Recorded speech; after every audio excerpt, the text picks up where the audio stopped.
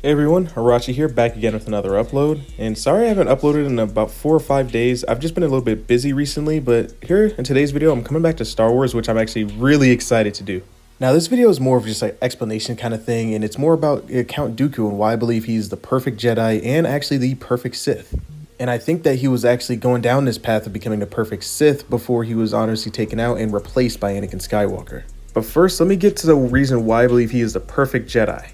And I honestly believe that the council would have believed in Count Dooku, and if it would have listened to him and listened to what he had to say and really start to understand and reason with him, unlike they didn't do with Anakin, like they didn't do with Count Dooku, they may have been able to uncover Darth Sidious way earlier. Well, Sidious, I don't know why I had to say Darth Sidious, but anyway, let me get back to that point. Dooku was aware of the corruption in the Jedi Order really early. He was completely fully aware that they were completely losing their way to the Republic and becoming way too political. I believe that Dooku realized at a very early time that the Jedi ended up becoming more elitist, and they were more, kind of flaunt the fact that they were Jedi essentially, and they were protectors of the galaxy.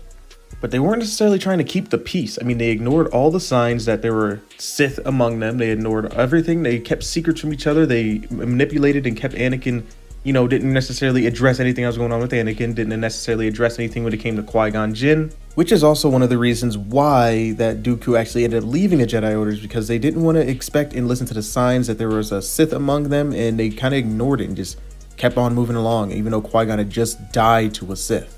That is why I think he's one of the perfect Jedis in this situation, because he was actually able to notice the corruption, and he actually cared for people for the most part. I mean, he cared for Qui-Gon Jinn, I'm not too sure. He also cared about Obi-Wan Kenobi, although he never even actually met him. He even uttered that in Attack of the Clones when he told him, I don't remember the exact lines from that scene, but he pretty much told him that, like, I wish our paths would have crossed sooner, because he seemed like he was a good guy.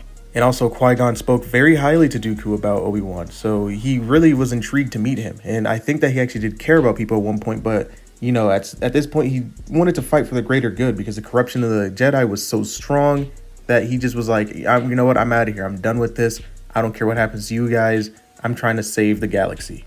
And his way of saying, I'm going to save the galaxy, is by getting rid of the Jedi, which is ultimately what anybody actually ended up coming up with. I mean, Anakin came up with that. Sidious came up with that, obviously, because he was a Sith all along. But Dooku ended up coming to that decision. Pong Krell ended up coming to that decision. Barrisoff ended up coming to that decision. There's a lot of people who ended up defecting and coming to the decision that the Jedi were no longer needed.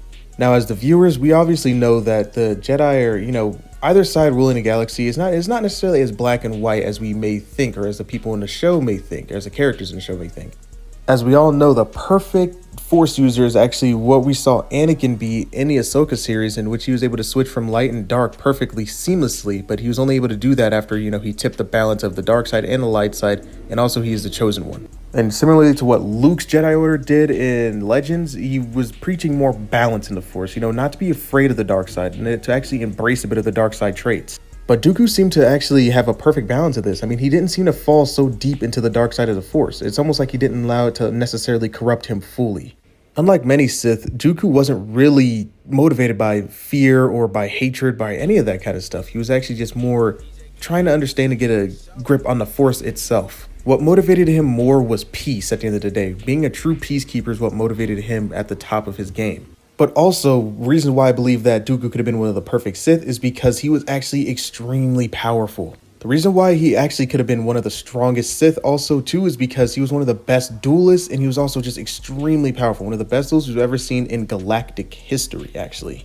Now, with that being said, he even brought fear to Sidious a little bit when he was able to keep up with Yoda. I mean, he didn't beat Yoda by any means, but he was able to hold his own against Grandmaster Yoda in lightsaber combat and in a little bit of the Force. And also, too, why he would make a great Sith is just his outright determination. I mean, this guy had a lot of determination, a lot of conviction. He was ready to fight to the bitter end, to learn and to do what he had to do in order to, get the results that he wanted. And that's not necessarily, that's just from understanding his character standpoint too, just understanding what his character was about and just really getting to understand who Count Dooku is. You would know that he would actually be a powerful Sith if he actually went fully into the dark side of the Force. In conclusion, I don't think that we'll ever see another Jedi similar to him, or another Force user, not going to say Jedi, another Force user similar to him until we actually have Baylan Skoll as a new character in Ahsoka.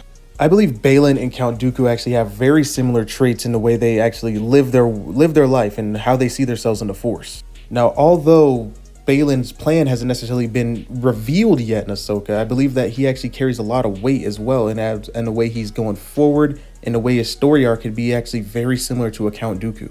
I've already made a video similar to that in the past, more of a theory video, but I'll link it in the description below. Maybe you could check it out if you want.